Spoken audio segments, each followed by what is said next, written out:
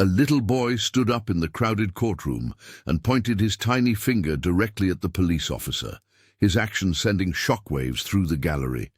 His innocent voice cut through the tense atmosphere as he uttered words so powerful they left the judge, jury, and spectators completely speechless. What followed was a revelation so unexpected that it would forever change the course of justice in a case that had seemed all but decided. Before we begin, make sure to subscribe to the channel and comment where you're watching from. The courtroom buzzed with anxious whispers as the judge entered, his gavel echoing against marble walls. In the back row, little Marcus clung to his backpack, eyes wide as his mother, Camille Walker, prepared for the fight of her life.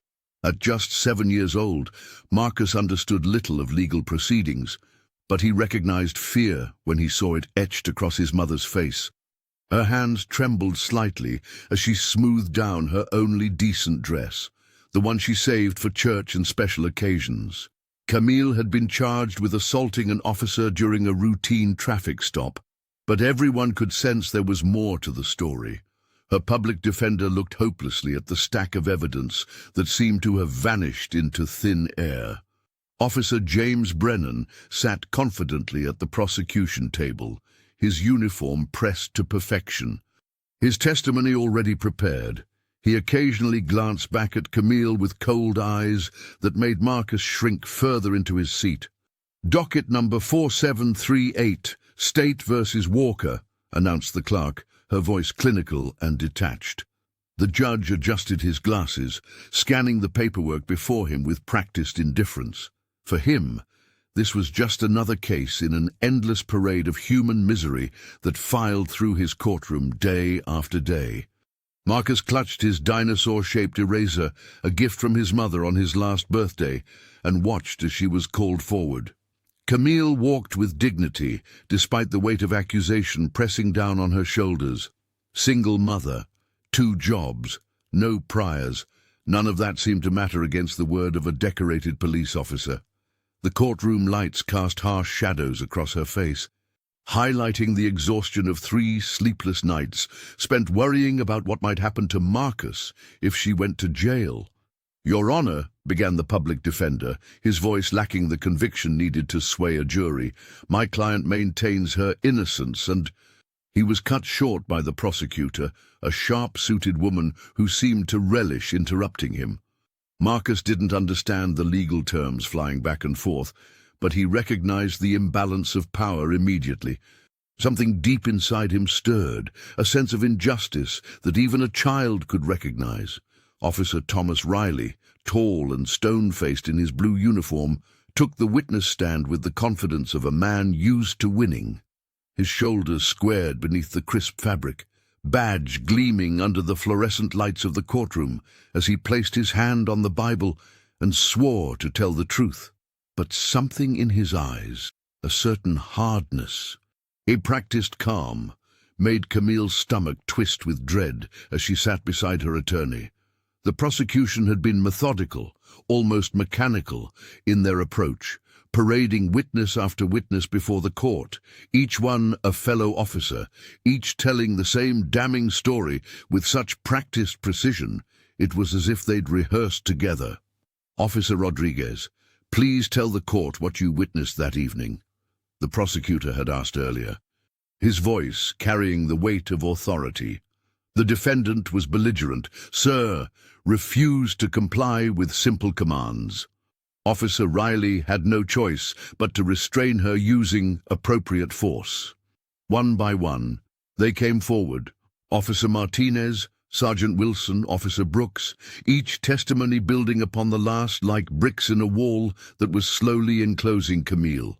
What troubled her most wasn't just their unified front, but the glaring absence of evidence that should have existed. There were no videos, no body camera footage, no dashboard camera recordings, all supposedly mysteriously corrupted during the incident. The technical officer had testified with a straight face about system malfunctions that occurred at precisely the wrong moment. The prosecutor, a thin man with wire-rimmed glasses who seemed to relish his role, painted Camille as violent and unhinged, a woman who had attacked a respected officer without provocation. "Ladies and gentlemen," he'd said during opening statements, "what we have here is a clear case of assault on a peace officer, a dedicated public servant simply doing his job." The judge, an older woman with silver hair pulled back so tightly it seemed to stretch her skin, watched the proceedings with impatient eyes and a stern mouth that occasionally twitched with disapproval whenever Camille's attorney raised objections. She seemed ready, eager even, to believe every word the prosecution offered, nodding along as Officer Riley now began his carefully constructed testimony. Camille glanced at her 7-year-old son, Michael, sitting quietly in the front row beside her mother, his small face solemn as he watched the man in uniform speak about his mother as if she were a criminal. Marcus watched helplessly as his mother's fate hung in the balance, the weight of the courtroom pressing down on him.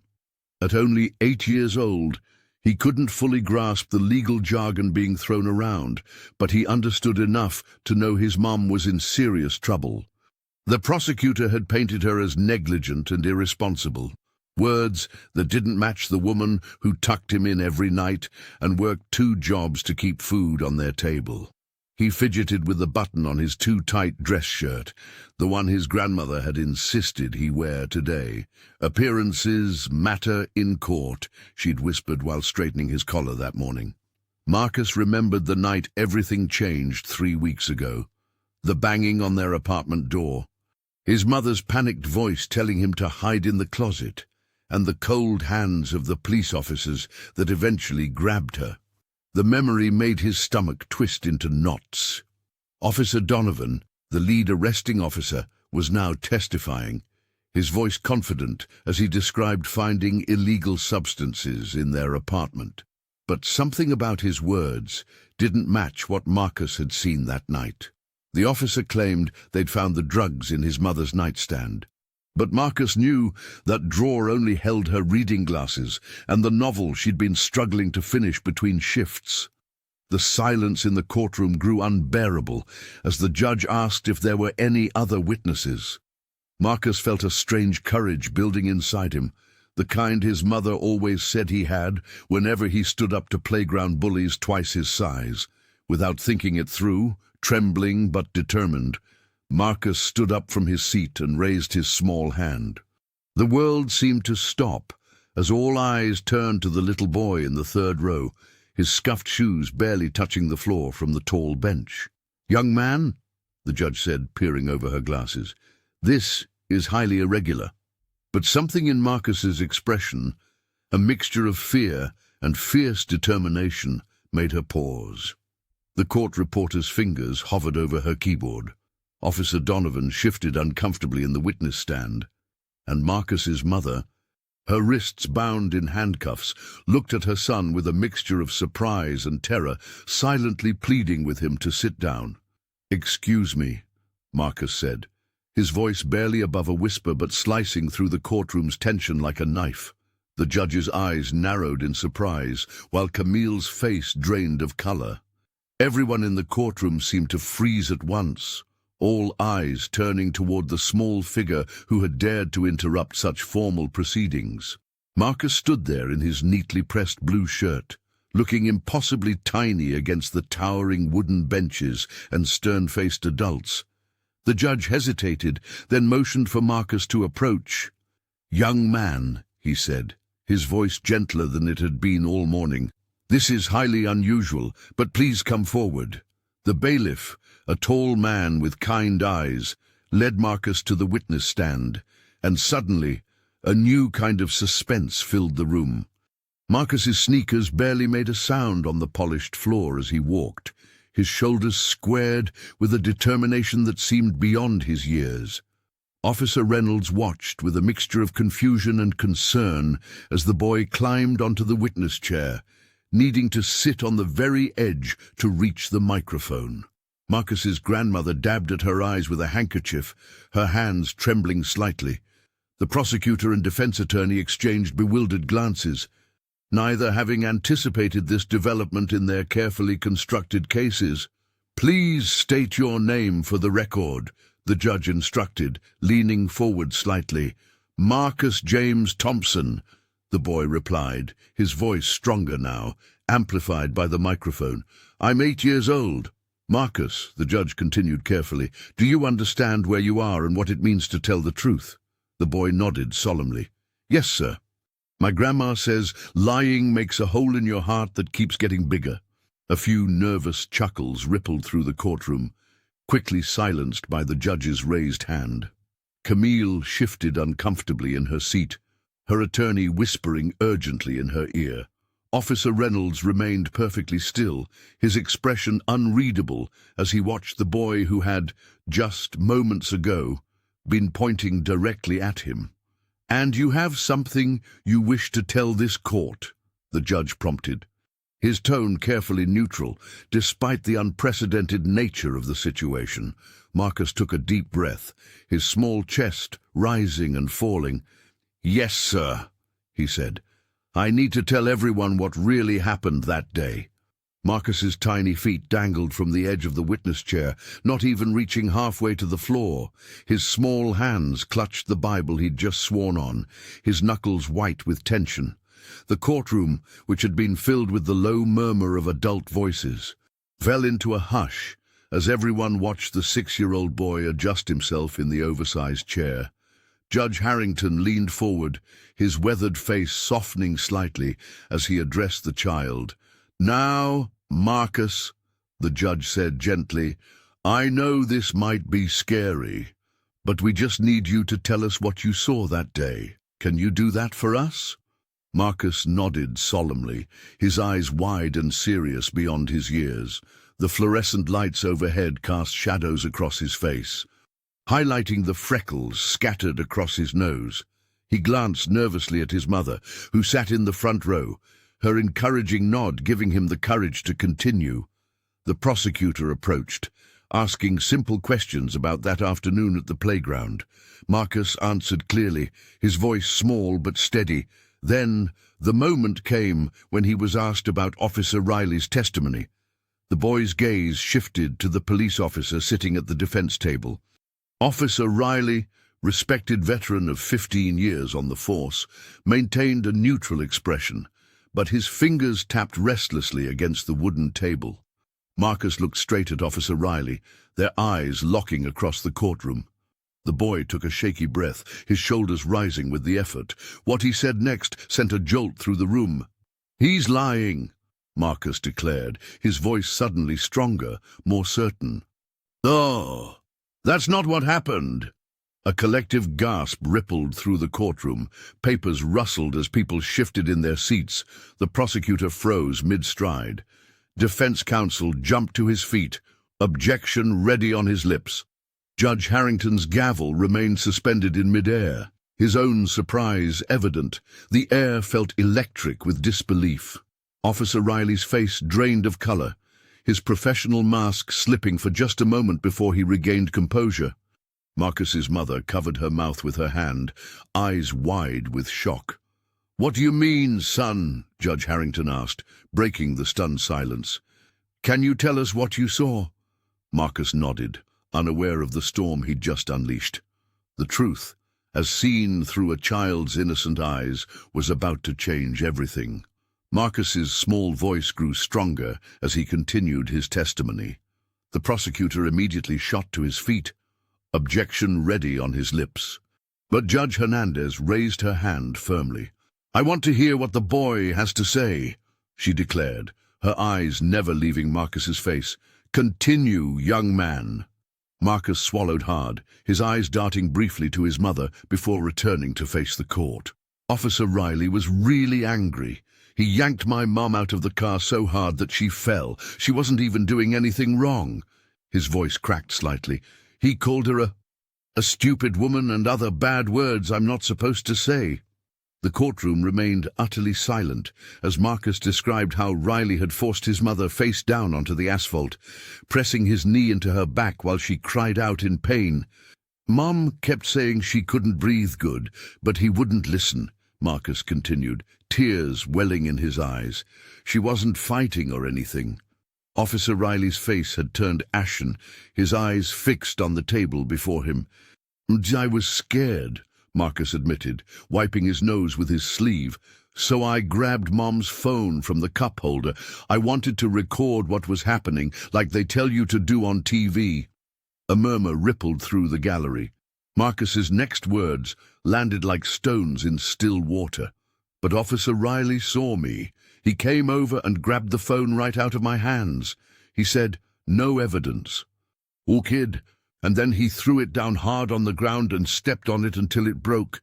Marcus pointed directly at Riley. He made sure it was completely smashed. The silence that followed was deafening.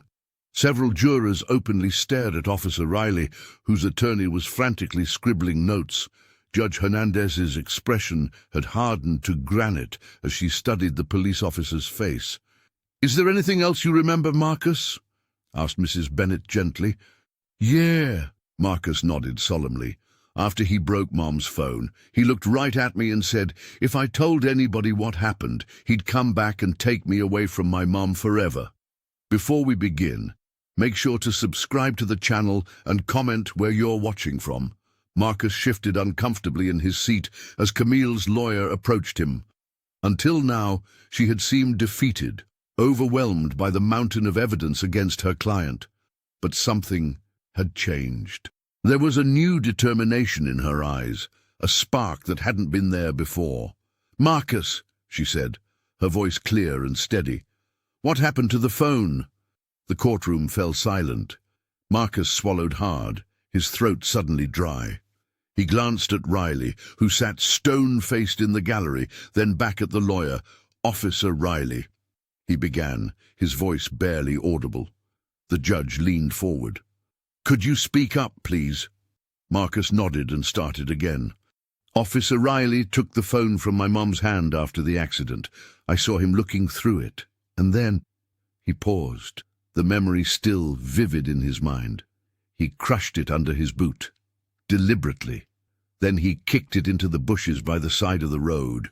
A collective gasp rippled through the courtroom. The prosecutor jumped to his feet, objecting, but the damage was done.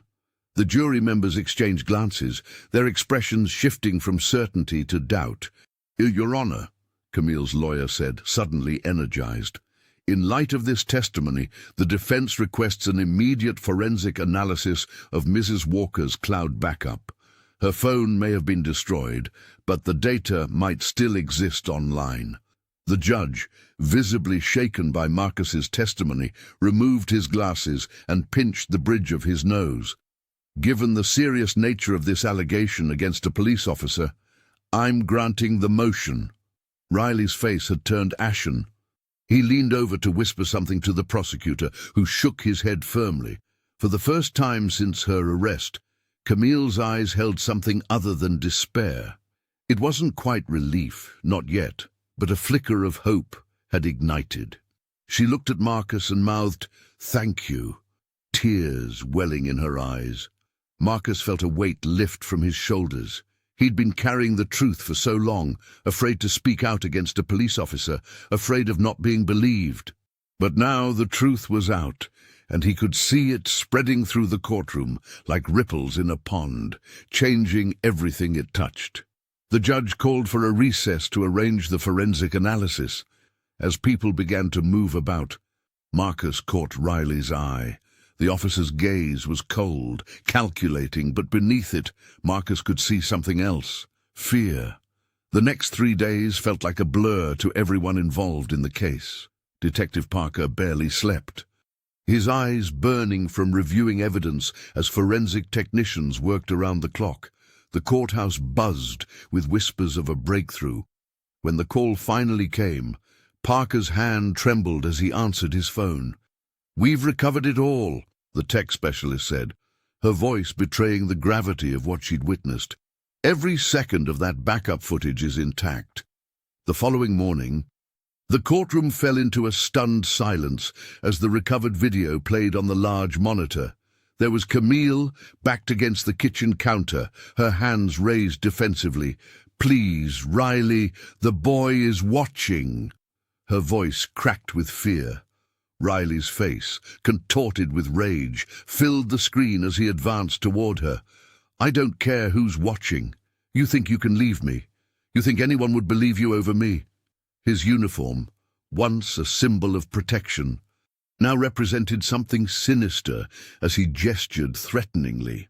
In the background, little Marcus could be seen cowering behind the sofa, his small face streaked with tears, his teddy bear clutched tightly against his chest. The footage continued relentlessly, capturing every moment that Riley had sworn never happened. His threats about using his position to take custody, his promises that no judge would believe some hysterical woman over a decorated officer.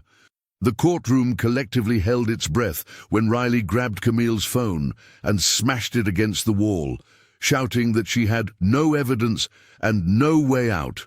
Most damning of all was the moment Riley noticed Marcus watching and pointed directly at the child, warning, "Tell anyone what you saw and you'll never see your mommy again." Judge Hernandez called for a 15-minute recess, but nobody moved from their seats, too shocked by what they'd witnessed. The truth that had been buried beneath layers of lies and intimidation had finally surfaced, and not a single person in that courtroom would ever forget the sound of Marcus's terrified cries echoing through those speakers. The courtroom fell into a stunned silence as the footage continued to play on the large monitor. What had begun as a routine corruption case had transformed into something far more sinister before their eyes. Reporters who had been dozing through technical testimony earlier were now frantically taking notes, their pens moving across notepads with such speed that some tore through the paper. In the gallery, spectators who had been checking their phones moments before now sat transfixed, many with their hands covering their mouths in shock. Officer Riley, who had strutted into court that morning with the confident swagger of a man certain of his vindication, now sat slumped in his chair, his complexion ashen, eyes darting between the judge, the jury, and the exits as if calculating his chances of escape. "Your Honor," the prosecutor finally managed, rising to his feet with visible reluctance, "the state requests a 15-minute recess to confer with our witnesses." His voice cracked slightly as he spoke, betraying the panic beneath his professional veneer. Judge Harriman's eyes narrowed as she surveyed the chaos unfolding in her courtroom. The prosecution team was in disarray, huddled together in whispered conference, occasionally shooting glances at the defense table where Camille sat with tears streaming down her face, her hand clutching little Tommy's. The boy's evidence had done more than just exonerate his mother. It had exposed a conspiracy that reached into the highest levels of the department. I'd like an explanation as to why this footage was not in the discovery materials provided to the defense, the judge demanded, her voice cutting through the murmurs. "And I want to know who authorized the destruction of evidence in an active investigation." The lead prosecutor stood frozen, mouth opening and closing without producing sound, as the implications became clear to everyone present. Camille's innocence was now beyond question.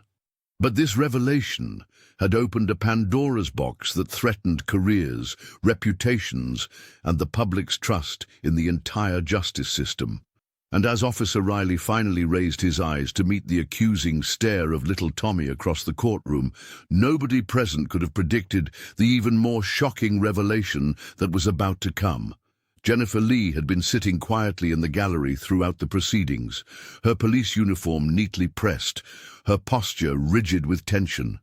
As the courtroom fell silent after Tommy's shocking revelation, she rose to her feet, her hands visibly trembling. All eyes turned to her, including those of Riley, whose face had drained of color. "Your Honor," she began, her voice initially unsteady, but growing stronger with each word, "I need to speak." The judge nodded, and Jennifer stepped forward into the center of the courtroom. "I've been an officer for 3 years now, and—" She paused, taking a deep breath. "I've witnessed Officer Riley's behavior firsthand." A murmur rippled through the courtroom. Jennifer continued, 6 months ago, I filed a formal complaint after seeing him use excessive force during an arrest of a homeless man. 2 months later, I reported him again for threatening a teenager during questioning. Her voice cracked slightly. Both times, my reports mysteriously disappeared from the system. When I asked about them, I was told they'd never been received. Riley's attorney jumped to his feet. "Objection. This is hearsay and completely irrelevant to the case at hand." "Your Honor," Jennifer persisted, reaching into her pocket. "I anticipated this." She pulled out a small black USB drive. "I kept copies of everything, every memo, every complaint, every email I sent to superiors that went unanswered." She walked forward and placed it on the judge's bench. "These are the memos and complaints that were hidden," she said, her voice now resolute and unwavering. The judge picked up the USB drive, examining it thoughtfully. "Officer Lee, you understand the seriousness of what you're doing here today?" Jennifer nodded, standing tall despite the weight of dozens of stares. "Yes, Your Honor. I understand I'm risking my career, but I can't stay silent anymore, not after what that little boy said." She glanced at Tommy, who was watching her with wide, hopeful eyes. "Someone has to stand up for the truth." The courtroom erupted in whispers. The district attorney approached the bench, requesting a brief recess to review the new evidence. As the judge granted the request, Jennifer returned to her seat, avoiding the glacial stare from Riley across the room.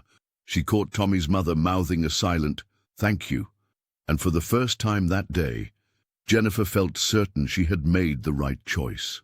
The judge's face drained of all color as he meticulously reviewed the documents before him. His hands trembled slightly, causing the papers to rustle in the otherwise silent courtroom. What had begun as a routine case had transformed into something far more sinister. Page after page revealed a pattern of systematic abuse of power stretching back nearly 7 years. Falsified reports, tampered evidence, and most disturbing of all, dozens of civilian complaints that had mysteriously disappeared from official records.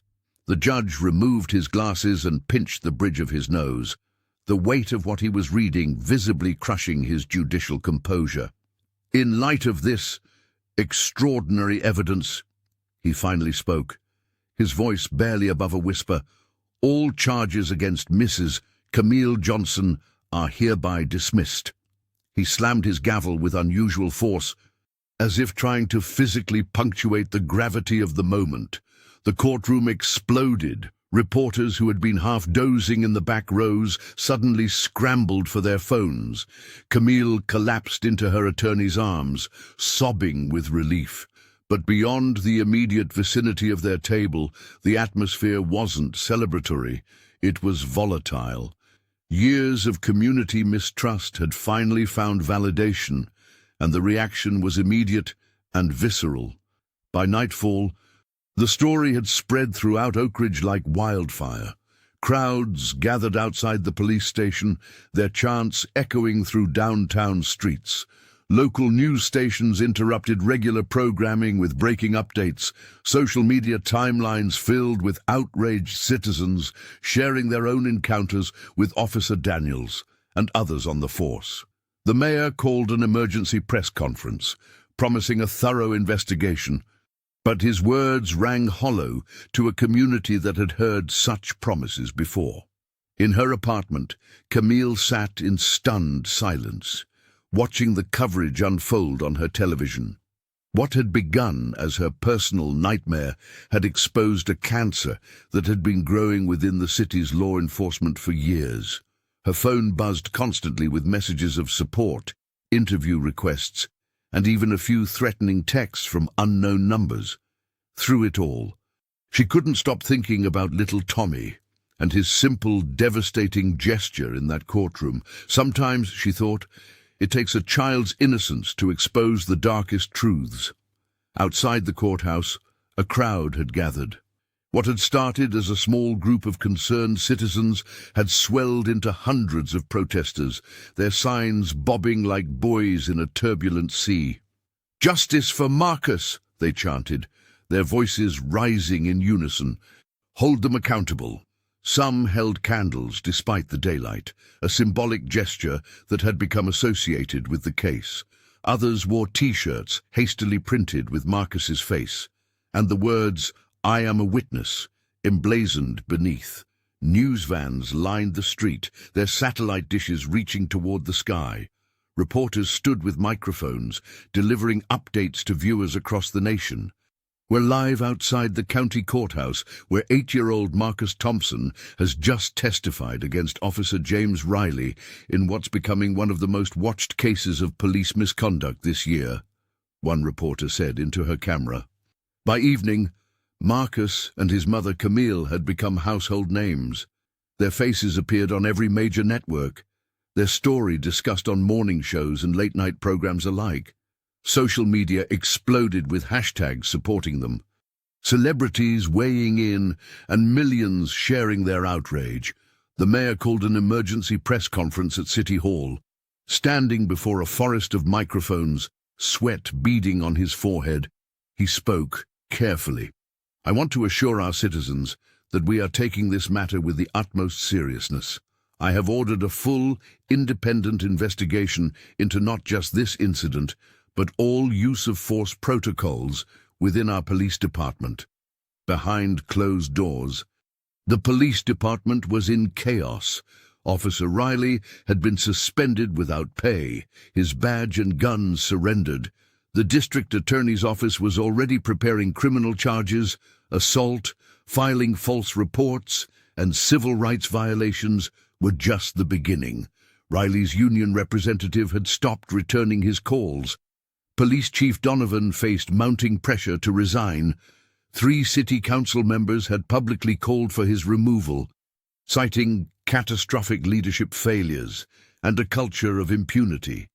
Anonymous sources within the department leaked that Donovan had previously dismissed 2 civilian complaints against Riley, calling them unfounded. Camille watched it all unfold with a mixture of vindication and exhaustion. "I never wanted to be the face of anything," she told her sister on the phone that night. "I just wanted my son to be safe, to be believed. But if this is what it takes to make sure no other child goes through what Marcus did, then I guess we're in it for the long haul." Camille's journey after the trial was a rocky one. Even with her ex-husband behind bars, the shadows of her past refused to fade quietly. Nightmares plagued her sleep, jolting her awake in cold sweats as her mind replayed the years of manipulation and fear.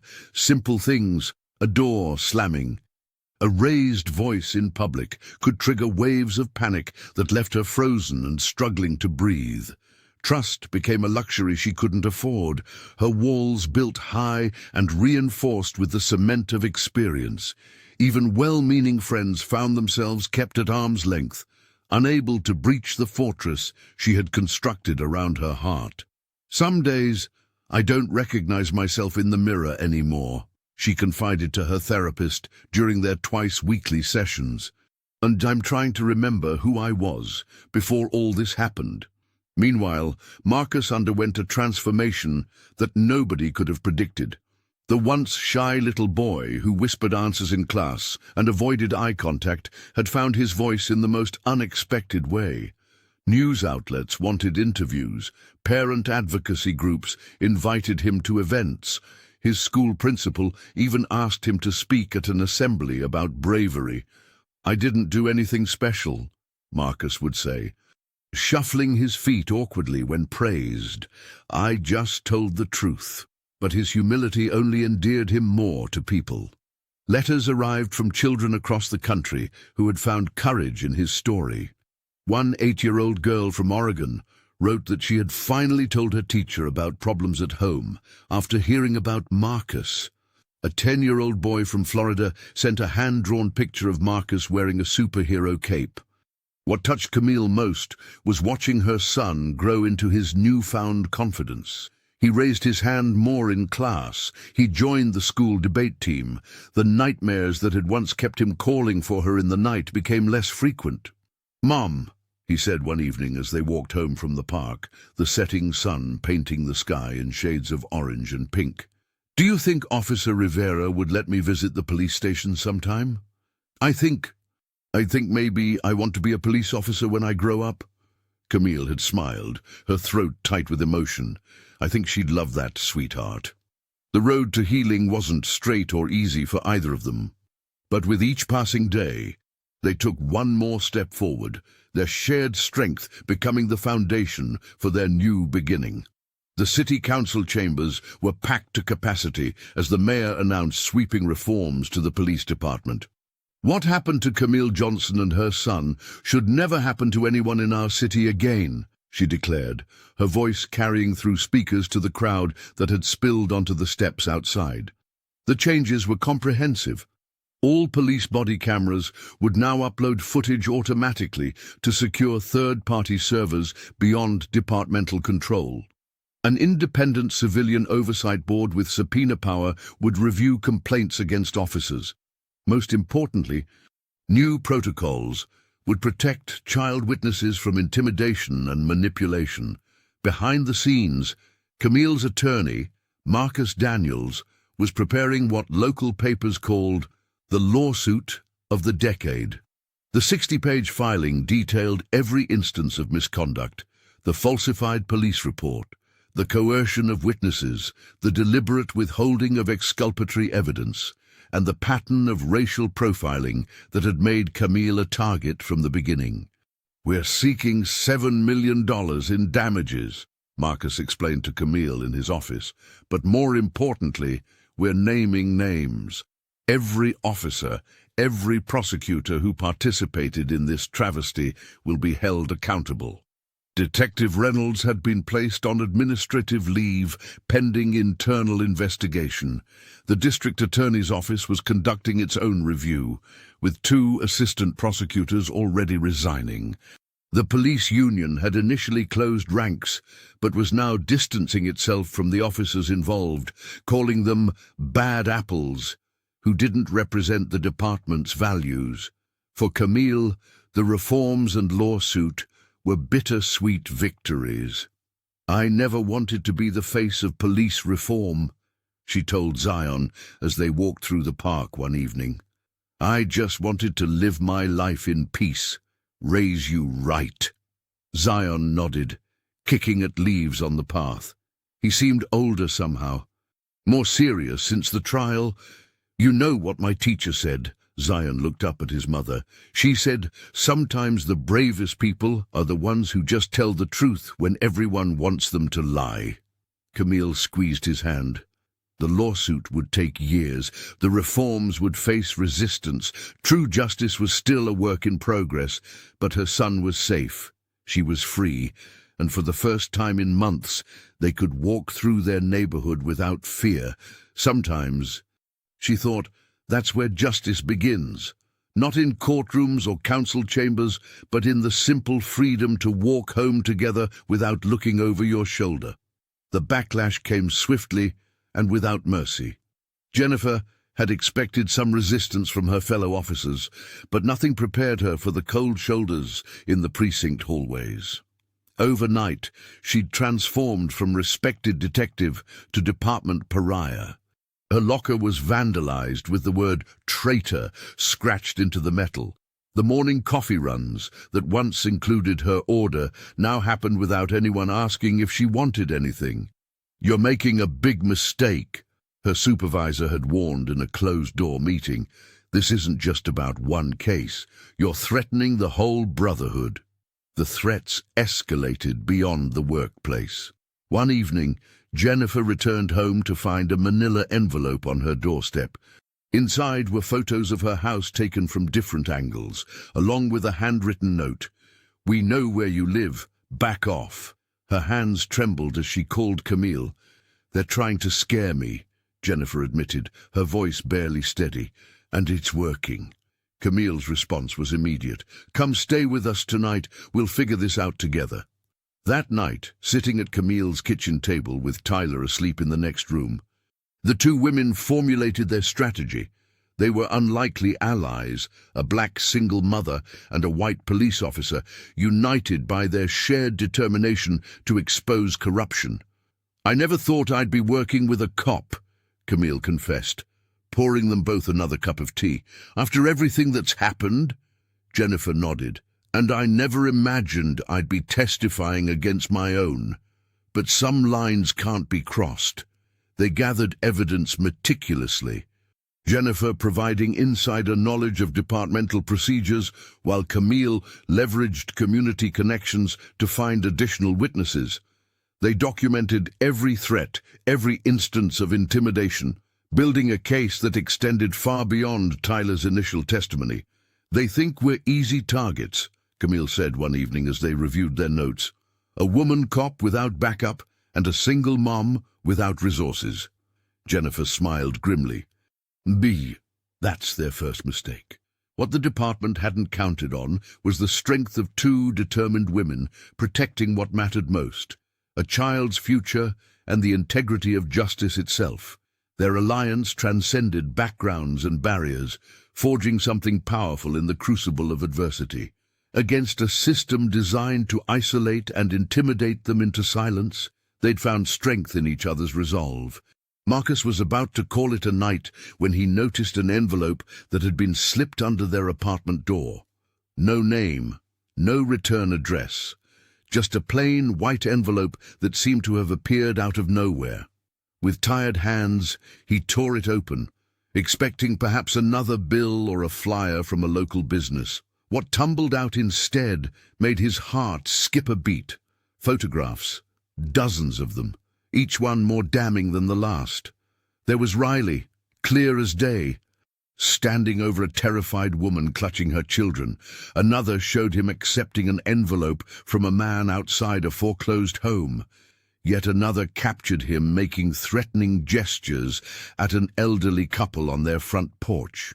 The timestamps on the photos spanned months, evidence of a systematic campaign of intimidation against families throughout the neighborhood. "Oh my God," Marcus whispered, spreading the photos across the kitchen table. His hands trembled as he found a handwritten note tucked among the images. "Not everyone wears the badge to protect. Some of us still believe in justice. Use these wisely. I'm risking everything." The realization hit him like a physical blow. Someone inside the police department, a colleague of Riley's, had gathered this evidence, meticulously documenting the officer's crimes.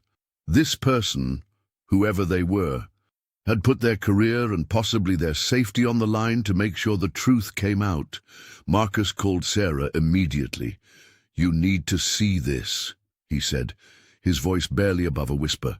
"Someone's been watching Riley. Someone who works with him." When Sarah arrived 30 minutes later, her eyes widened as she examined each photograph. "This changes everything," she said. "With these, we don't just have Tommy's testimony. We have proof of a pattern." Marcus nodded slowly. "Whoever sent these is risking everything, their job, their reputation, maybe even their life," Sarah added solemnly. "Riley has friends in the department. If they found out someone was gathering evidence against one of their own..." They spent hours organizing the photos, creating a timeline of Riley's activities. The evidence was overwhelming. It wasn't just Tommy's family. It was dozens of others, all vulnerable, all targeted by the same corrupt officer who had sworn to protect them. "We need to get these to the prosecutor," Marcus said finally. "First thing tomorrow." Sarah nodded, but her expression remained troubled. "I just hope our anonymous friend stays safe once these come out in court." "They knew the risk," Marcus said quietly. "They chose justice anyway." The courtroom fell silent as Jennifer Lee took the stand. Her hands trembled slightly, but her voice remained steady as she recounted the events that had brought them all here. The former department secretary had kept meticulous records, dates, times, conversations, documenting years of Riley's misconduct that the department had systematically buried. "He would laugh about it," she testified, her eyes never leaving Riley's face across the courtroom. "He called it street justice when he planted evidence. Said some people just needed to be put away, guilty or not." The jury leaned forward in their seats, hanging on her every word. Jennifer described the internal affairs complaints that mysteriously disappeared, the witnesses pressured into changing statements, the evidence that vanished from lockup. With each revelation, the atmosphere in the courtroom grew heavier. "I stayed silent for 7 years," she admitted, her voice catching. "I was afraid. Everyone knew what happened to people who crossed Officer Riley. Riley sat stone-faced beside his attorney, but those watching closely could see the muscle twitching in his jaw. His attempts to disappear after the charges were filed had failed spectacularly. 3 different citizens had reported his whereabouts when he tried to flee to his cabin upstate. The community that once feared him was now his prison. The department knew," Jennifer continued. "I personally delivered 17 complaints to Chief Grayson about Riley's conduct. Each one was dismissed without investigation." Gasps rippled through the gallery. Several jurors scribbled furiously in their notebooks. "Did you keep copies of these complaints?" the prosecutor asked. Jennifer nodded. "Every single one, along with recordings of conversations where I was instructed to lose the paperwork." As the evidence mounted, Riley's attorney appeared increasingly desperate, objecting at every turn, only to be overruled.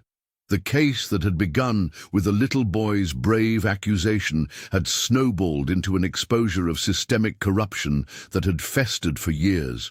Outside the courthouse, reporters clustered around their vans, broadcasting updates to a city that had awakened from its fearful silence. Citizens who had never attended a court proceeding in their lives lined up daily, hoping to witness justice finally taking shape. By the time Jennifer stepped down from the witness stand, 4 hours had passed. The judge called for a recess, but nobody rushed to leave. The weight of her testimony hung in the air. Years of injustice finally dragged into the light. The courtroom fell silent as Judge Harrington cleared his throat. In the matter of Camille Thompson versus the City of Portland Police Department, this court finds in favor of the plaintiff. The words hung in the air for a moment before erupting into a wave of gasps and murmurs. Camille's hands trembled as she reached for her attorney's arm. The city was ordered to pay $2 million in damages, a substantial sum that acknowledged the gravity of what she had endured. But the real shock came moments later when 2 uniformed officers approached Detective Riley. "James Riley, you're under arrest for witness intimidation, evidence tampering, and assault." The handcuffs clicked with finality around his wrists. The man who had terrorized Camille wasn't just facing consequences for his actions against her. The investigation had uncovered a pattern spanning nearly 10 years. 6 other women had come forward after Camille broke her silence. Outside the courthouse, reporters swarmed as Police Commissioner Bennett made a grim-faced statement. "Today marks a painful but necessary reckoning for our department. We failed to protect those we swore to serve." The Internal Affairs investigation had revealed 3 other officers who had helped cover for Riley over the years. All were suspended pending termination proceedings. For Camille, watching the news that evening felt surreal. The television showed footage of protesters gathered outside police headquarters, demanding accountability and reform. The mayor announced the formation of an independent oversight committee with civilian leadership. Documents were being unsealed, revealing how complaints against Riley had been systematically buried or dismissed. "It's just the beginning," Camille told her mother over the phone that night. "The department has to rebuild everything from the ground up." The City Council had already approved funding for mandatory retraining of all officers, with special emphasis on domestic violence response protocols. A new anonymous reporting system was being implemented to protect officers who witnessed misconduct. As she finally drifted off to sleep that night, Camille felt something she hadn't experienced in years, a sense that justice, however delayed and imperfect, was still possible. The system that had protected Riley for so long was finally being forced to confront its darkest corners, and somewhere in that painful process, healing might eventually begin. Marcus stood on the courthouse steps, clutching his mother's hand as cameras flashed around them. Reporters shouted questions, microphones thrust forward, but for once, he wasn't afraid. His mother squeezed his hand, pride radiating from her tear-filled eyes. "You did it, baby," she whispered. Marcus nodded, his small shoulders straight with newfound confidence. He wasn't just a scared little boy anymore. He was a symbol of truth, bravery, and hope for an entire community. Officer Jenkins had been sentenced to 15 years. The judge had called Marcus the bravest young man I've ever had the honor of meeting in my courtroom. Those words meant everything to him. For months, he'd battled nightmares and panic attacks, wondering if anyone would believe him over a decorated police officer. But they had. His truth had prevailed. "Marcus, how does it feel knowing you've changed the system?" a reporter called out. His mother started to shield him. But Marcus stepped forward. "I was scared," he said, his voice clear and steady, "but my grandpa always told me that doing the right thing is hardly ever easy." The crowd fell silent, hanging on every word from this 9-year-old whose testimony had exposed corruption that had festered for years. Back at school, things had changed too. Kids who once teased him now looked at him differently. His teacher had used his story, without naming him, in a lesson about civic courage. Marcus didn't fully understand what that meant, but he knew something important had shifted. His voice, once nearly silenced by fear, now echoed throughout the city, inspiring others to speak up, no matter how small they felt. 3 other families had come forward with similar stories after his testimony. The police department had announced a complete overhaul of their oversight procedures. That evening, as Marcus helped his mother set the dinner table, she asked, "Are you okay with all this attention?" He thought about it, carefully placing forks beside plates. "I think so, if it helps other kids not be scared." "You know what makes you special, Marcus," his mother said, kneeling to meet his eyes. "Not just your bravery that day in court, but your heart. You turned your pain into something that helps others." Marcus smiled, the weight of the past months finally lifting from his small shoulders. He wasn't defined by what happened to him anymore. He was defined by how he'd responded, with a courage that had left an entire courtroom speechless, and a city forever changed. Months later, Marcus found himself standing at a podium in the community center, facing a packed room at the town hall meeting. His palms were sweaty, and he tugged nervously at the collar of his shirt. Jennifer had helped him practice his speech all week, but now that hundreds of eyes were on him, the words seemed to evaporate from his mind. He began, his voice barely audible. Someone adjusted the microphone, and he cleared his throat. "My name is Marcus Lee. A lot of you know me as that kid from the trial." A gentle ripple of laughter moved through the crowd, easing his nerves slightly. "When everything happened with Officer Wilson, I was just scared, really scared." His eyes found Wilson in the crowd, now back on limited duty and working with the community outreach program. The officer gave him an encouraging nod. "My mom always told me to tell the truth, but I never knew how hard that could be until I had to do it in front of all those people in court." Marcus paused, taking a deep breath. "I thought being brave meant being big and strong, like the superheroes in my comics." The room had fallen completely silent now. Even the usual shuffling and whispers had ceased. "But that day, I learned something different." His voice grew steadier with each word. "Courage isn't about being big, it's about standing up for what's right, even when you're scared." For a moment, no one moved. Then, as if a dam had broken, the crowd erupted in applause. People rose to their feet, their faces bright with emotion. Marcus blinked in surprise, a shy smile spreading across his face. In the back of the room, Jennifer Lee pressed a tissue to her eyes, not bothering to hide the tears streaming down her cheeks. Next to her stood Mr. Patel from the convenience store, Officer Rodriguez, and even Judge Harmon, who had made a point of attending. As the applause continued, Jennifer caught her son's eye and mouthed the words she'd been telling him all along. "I'm proud of you. Marcus stepped away from the podium, his small shoulders somehow looking broader than before. This wasn't an ending. It was a beginning. For the Lees, for Officer Wilson, for their neighborhood. A beginning written not in fear and suspicion, but in the simple courage of a little boy who had reminded them all what it meant to stand up for the truth.